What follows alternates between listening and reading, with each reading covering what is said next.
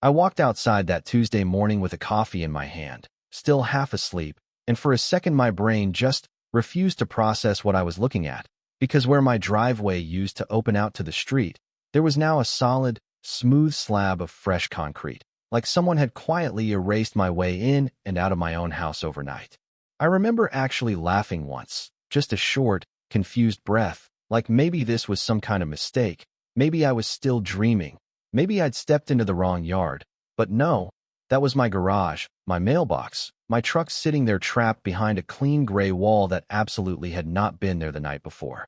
And the weirdest part wasn't even the concrete itself. It was how normal it looked, like it had always belonged there, like the neighborhood had decided I didn't need access to my own property anymore, and just moved on. I live in a planned community just outside a mid-sized city. One of those places with matching mailboxes, trimmed hedges, sidewalks that curve just enough to feel intentional, and a homeowners association that likes to remind you, subtly at first, aggressively if needed, that you are part of something collective. When I bought the place, I read every page of the documents, not because I'm paranoid, but because I've seen what happens when people don't, and one thing was crystal clear: my driveway, including the apron where it meets the street, was entirely private property. No easements, no shared access, nothing buried in the fine print that gave the HOA permission to touch it.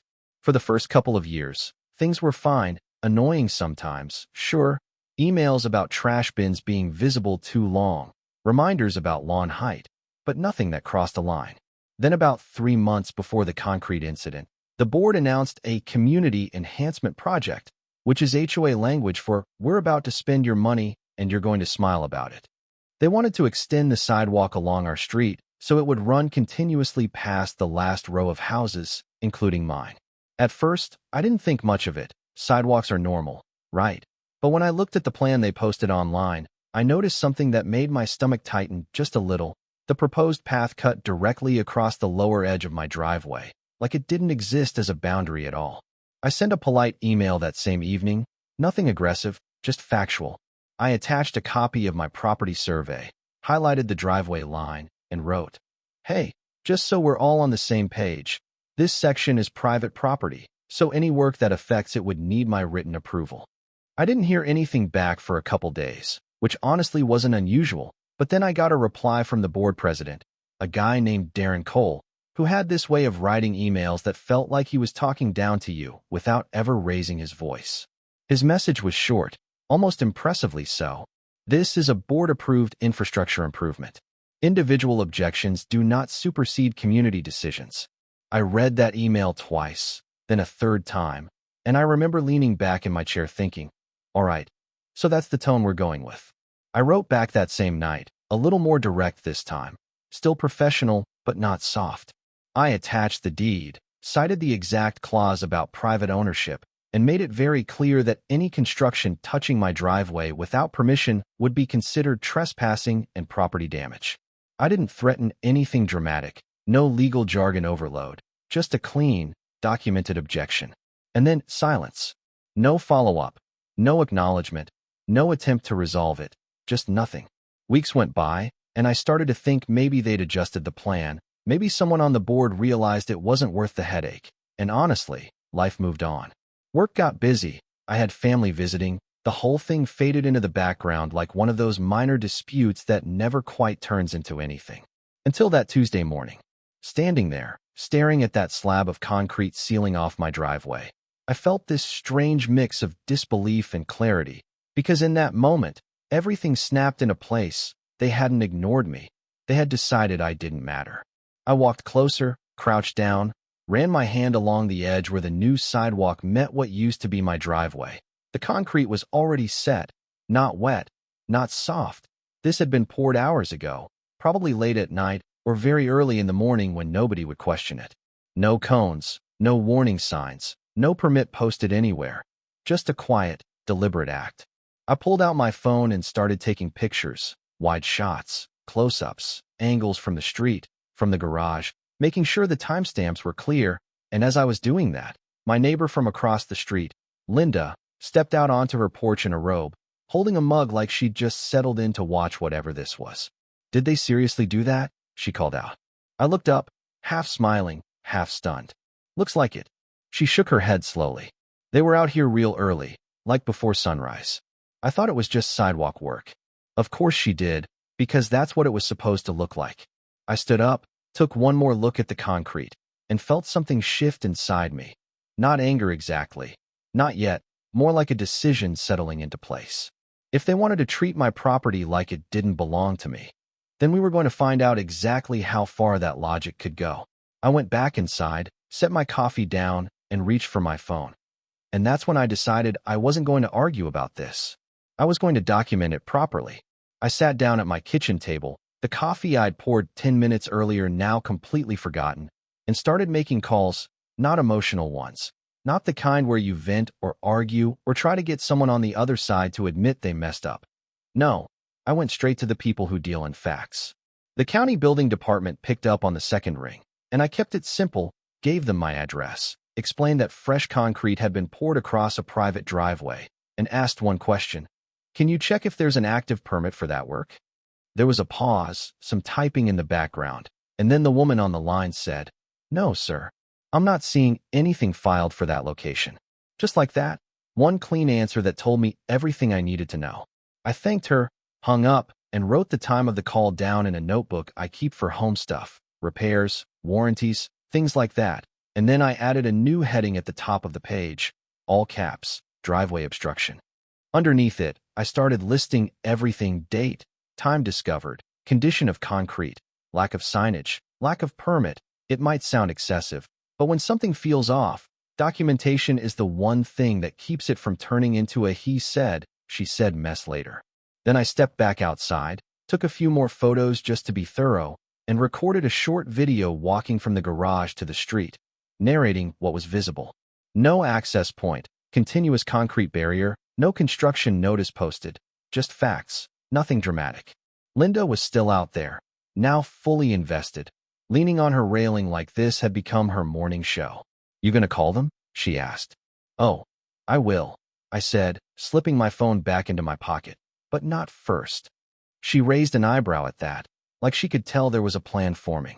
Back inside, I drafted a letter. Not an email, not something they could skim and ignore, a certified letter. I addressed it to the HOA board, attention to Darren Cole, and I kept the language tight, almost clinical.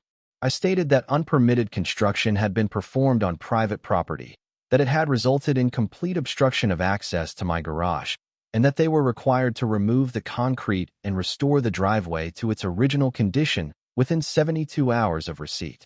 I included copies of the deed, the prior email exchange, and a note that failure to comply would result in further action, including formal complaints and cost recovery.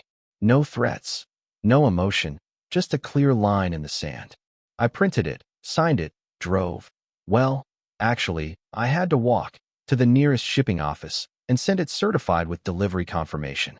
There's something about handing over a letter like that, watching it get scanned and logged, that makes the whole situation feel real. Like it's no longer just your problem. It's a documented event moving through a system that expects accountability. By the time I got back home, my phone rang. Darren. I let it ring once, twice. Not to be dramatic, just to take a breath, and then I answered. Hey, Darren. He didn't bother with small talk. I just got word you're making a pretty big deal out of the sidewalk project. I leaned against the kitchen counter, looking out through the window at that slab of concrete, like it might explain something if I stared at it long enough. You mean the part where my driveway's been sealed shut? It's not sealed, he said quickly, like he'd already rehearsed this. It's a standard integration with the new walkway. Everyone's benefiting from this. Darren, I said, keeping my voice level. My truck is literally trapped in my garage. There was a pause, just a fraction of a second, but enough to feel it. The concrete's already cured, he continued, pivoting. So removing it now would be costly and unnecessary. You're overreacting. That word, overreacting, it landed in a way that almost made me smile. I'm not interested in your opinion, I said, calm, maybe a little too calm. You'll have the letter by tomorrow. 72 hours. You can't just dictate terms to the board, he snapped, a little edge creeping in now. I'm not dictating anything, I replied. I'm documenting what happens next. Silence. Then he exhaled, slow and controlled. We'll review it. And just like that, The call ended. I stood there for a second, phone still in my hand, and felt something settle. Not satisfaction, not yet, more like confirmation. This wasn't a misunderstanding. This was a choice they'd made, and now it was a choice I was making in return. The next couple of days were quiet, almost too quiet. No one showed up to inspect, no attempt to fix anything, no follow-up call. Just the concrete sitting there like a statement. I checked the delivery status of the letter, signed for, right on schedule, and started the countdown. 72 hours came and went. Nothing. On the morning of the fourth day, I woke up early. Earlier than usual, actually. Not because I was stressed, but because I knew what was happening next, and I wanted to be ready for it. I made coffee, this time actually drank it, and by 6:15 I was already outside. The air still cool, the street quiet except for the occasional car passing at the far end. At 6:30 on the dot, a truck pulled up, then another. No logos splashed across the side, no unnecessary noise, just a crew that knew exactly what they were there to do. The first guy out nodded at me. "You the homeowner?" "That's me." He glanced at the driveway, then back at me. "We'll cut along your property line, remove the obstructing section, and clean the edge. Should be done before noon." "Perfect," I said. There's a very specific sound concrete makes when it's being cut. It's sharp, high-pitched, almost surgical, and as that saw kicked on and bit into the slab, I felt this strange sense of calm wash over me. Not because I enjoyed it, but because it was precise, controlled, the opposite of what had been done a few days earlier. Linda came out again. Of course she did, now fully committed to the storyline. "Oh wow, you actually hired people." I glanced over, a small grin slipping through. I gave them a chance. The crew worked methodically, marking the exact boundary, cutting clean lines, breaking apart only what needed to be removed. No damage beyond the obstruction, no shortcuts. A second contractor oversaw the structural side, making sure the remaining driveway edge was stable, that the transition to the sidewalk wouldn't crack or shift later. Around mid-morning, a county code enforcement officer showed up, clipboard in hand, walked the site, took a few notes, and gave me a short nod that said more than any report ever would, this was valid. By 11:45, it was done. The concrete that had blocked my driveway was gone, hauled away, cleaned up, like it had never been there.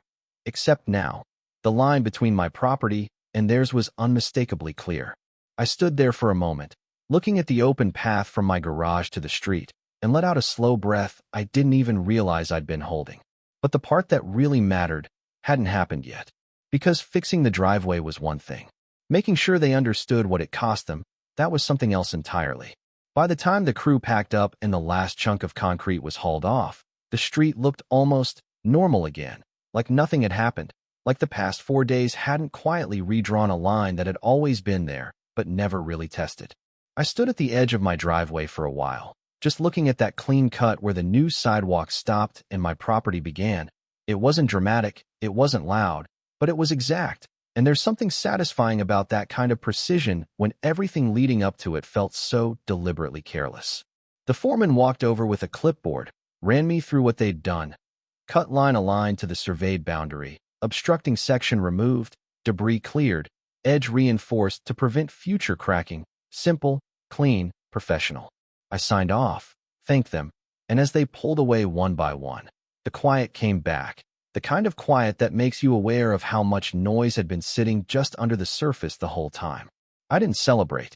I didn't call anyone, didn't post anything, didn't even take a victory lap in my truck the first time I drove out.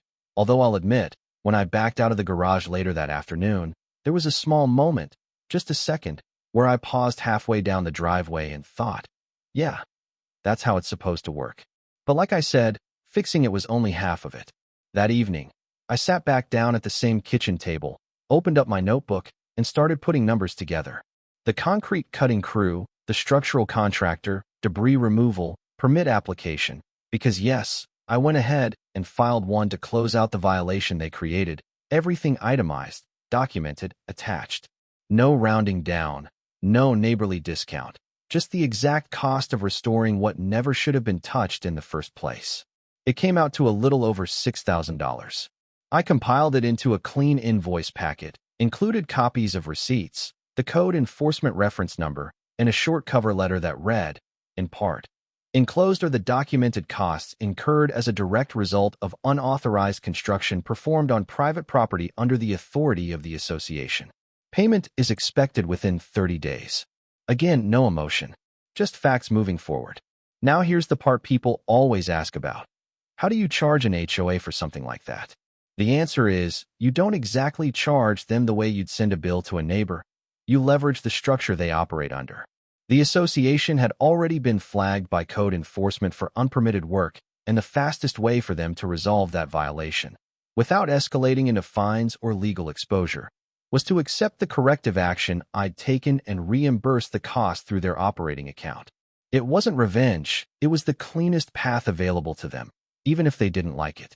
About a week later, I got confirmation that the payment had been processed. No announcement, no apology, no admission of fault, just a quiet transaction buried somewhere in their monthly financials, probably labeled something vague like infrastructure adjustment. And honestly, that told me more than any statement ever could, because if they truly believed they were in the right, they would have fought it. 2 weeks after that, a letter showed up in my mailbox. Typed, formal, signed by Darren.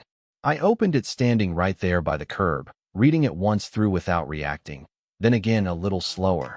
It was exactly what you'd expect, language about unauthorized interference with a community project, mentions of potential violations of association bylaws, a thinly veiled suggestion that further action could be taken if similar disruptions occurred in the future.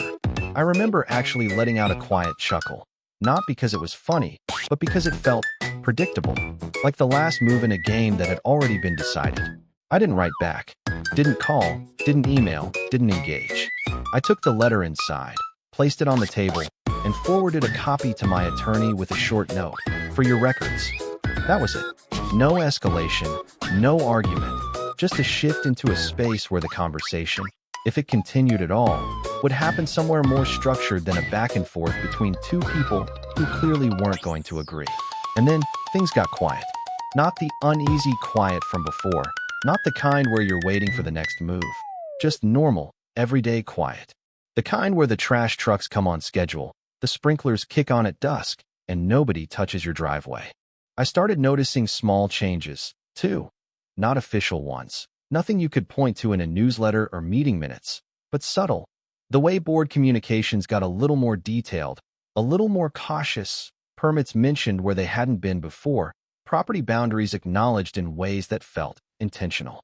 It wasn't an apology, but it was an adjustment. Linda, of course, had thoughts. I ran into her a few days later while grabbing the mail, and she gave me that look, the one that says she's been waiting to ask something. "So you won," she said, half smiling. I shrugged, leaning against the mailbox. "I got my driveway back." "That's not the same thing," she replied. Maybe she was right, or maybe that's the part people misunderstand. It never felt like winning, not in the way people imagine. There was no big moment where everything snapped into place and someone admitted they were wrong. It was quieter than that, more like holding a line and not letting it get moved, even when someone tries to shift it while you're not looking. That Tuesday morning still sticks with me, though, not just because of the concrete, but because of how easy it would have been to handle it differently. I could have yelled, argued, made it personal, and maybe for a moment that would have felt good. But none of that would have opened my driveway. What did work? Was staying just calm enough to think clearly, just firm enough to not back down, and just patient enough to let the process do what it's designed to do when you actually use it. Every morning since then, when I back out of my garage, there's nothing in the way, no barrier, no reminder, just open space leading out to the street like it always should have been. And I don't think about it most days, which, in a strange way, is the whole point. But every now and then, I do. And I think about how a line that looks small on paper, a property boundary, a clause in a deed, can turn into something very real when someone decides to ignore it. So now I'm curious. If you walked outside one morning and found your driveway sealed off like that, no warning, no permit, just a clean slab of concrete where your access used to be, what would you have done in that moment? Would you have called first, argued, tried to work it out? Or would you have done exactly what I did and let the saw speak for you? Let me know in the comments. I'm genuinely curious where people land on this.